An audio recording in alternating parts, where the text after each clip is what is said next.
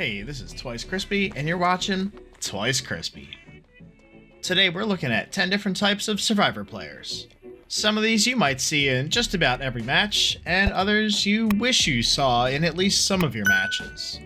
Let's take a look at these stereotypes and some of the ridiculous stuff that each one of them does. Starting off this list at number 1, we have the Buddy. This player is always super helpful, almost to the point of being annoying. They do everything with you, whether that be gens, healing, watching your back while you boon. They're always there for you, and they're never going to leave anybody behind. This player always has a med kit, and they are not going to use it to heal themselves. They're going to heal you and the rest of the team with it. The unfortunate reality here is that this type of player probably doesn't have a lot of friends that play DBD, so they're looking to make some buddies in solo queue. At number 2, we have the Booners. No, not Boomers. Booners. This player will almost religiously pray over a dull totem before touching any gens when the game starts. There's a high likelihood that they're going to be running healing perks and medkits to go with the boon. To this player, altruism's way more important than objectives. This player will probably reboon the same totem over and over again each time it gets kicked. Which is funny because you'd think someone that boons a lot would know all the totem spawns on the map, right? This player brings Circle of Healing and maybe Shadow Step, but none of the other boons because they're pretty trash. At number 3, we have the Sweaties. This player always escapes because honestly, they're pretty damn good. The only problem here is that when they lose, it never seems to be their fault. They'll blame the map, the team's perks, playstyles, and just about anything else if they die. This player probably has a beamer and they're running dead hard because if you're not running meta, you're not actually playing the game. They want to give them and their team the best advantage, so they're always bringing an offering to Coldwind, RPD, or Gideon. At number 4, we have the Semi-Pros. These guys are usually in a SWF, and they're trying to pull off the craziest of strats that they saw in their favorite streamer's stream.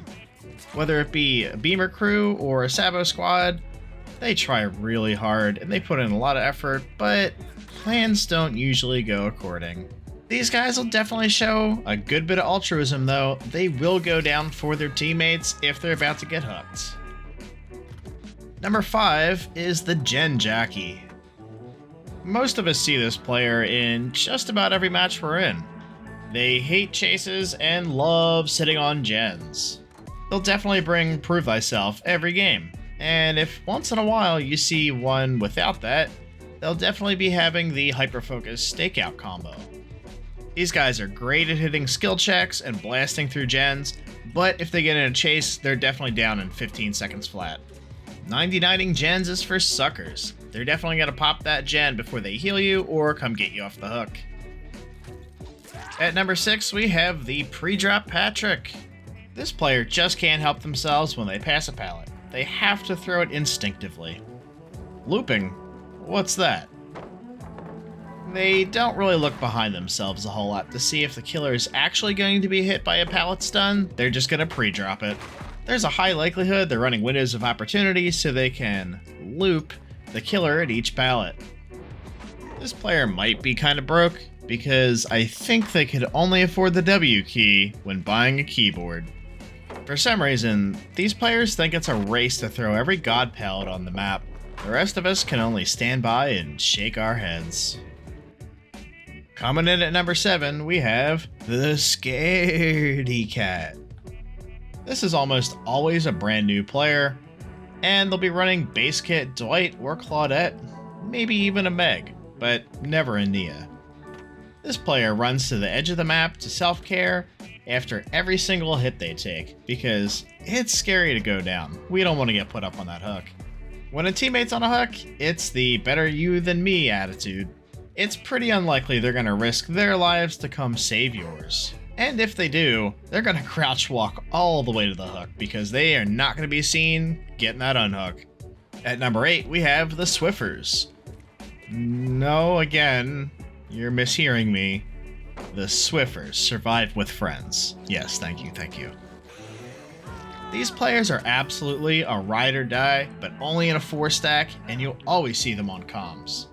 Every loadout is meticulously crafted so that it has synergy with the whole rest of the team. This team's going to take hits, block hooks, use styptics, anything they can to prevent the killer from hooking one of their homies.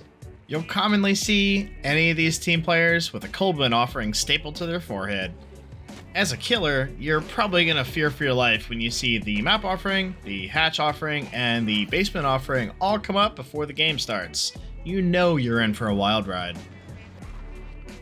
At number 9, we have the Track Star. Probably a jock in high school, this player loves to run and loop the killer until they're sick of chasing them. This player refuses to touch gens because there's a high likelihood they're gonna get cooties. They say sitting on gens is just an M1 simulator and it's boring. You won't see them ever touch a gen. They're deliberately gonna go run around the map until they find the killer and do everything in their power to get the killer to chase them. Sadly for them, there's a lot of killers out there that recognize this right off the bat and will ignore and chase somebody else instead. This does not sit well with the Track Star. But when they do get that extra long chase in, you can be sure they have perks like Lithe, Dead Hard, and windows of opportunity to extend chases for as long as possible. They probably even have a styptic on hand to get that extra endurance hit in. Alright, we finally made it to number 10, and you're damn sure I wasn't going to forget about these players, the Toxins. These goobers can be seen bagging after every single pallet stun, and spamming the hell out of the emotes. They actively get the killer to chase them, then spams teabags mid-chase at every single spot they know the killer can't touch them. This is definitely the kind of player that will wait at the exit gates so the killer can see them, stroll on out the door. But honestly, they're just doing this so they can waste as much of the killer's time as possible in that game and get a little bit of recognition for it. These guys were so mad when macros flashlight spamming was taken out of the game. All these guys do is just want to be annoying. Maybe their parents didn't raise them right. Maybe they had a hard day at middle school. But one thing's for sure, they can't possibly be adults, right? I mean adults don't act like this, do they? Yo, sometimes adults act like that. Oh, you're saying adults act like this? Oh, good lord. Post-game chat is always a mess, win or lose. There's sore losers and there's sore winners. These kind of people aren't having a good time unless their opponent is having a terrible time, and they will do everything in their power to make sure that happens. If you made it this far in the video, thanks a lot, I really appreciate it. Consider giving it a subscribe and a thumbs up because you definitely thought this was a good time. Thanks for watching, and I'll see you in the next one.